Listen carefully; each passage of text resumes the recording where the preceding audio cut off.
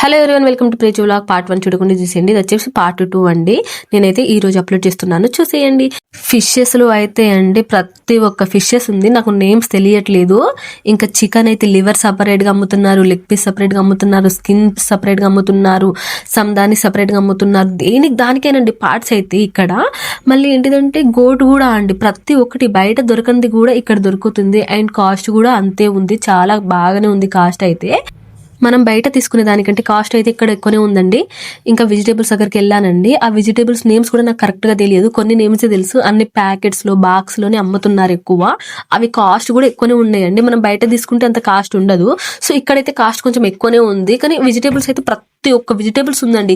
ఇది లేదు అన్న వెజిటేబుల్స్ అయితే లేదు. బయట మనకు దొరకంది కూడా ఇక్కడ అన్ని ప్రతి ఒక్కటి దొరుకుతుంది.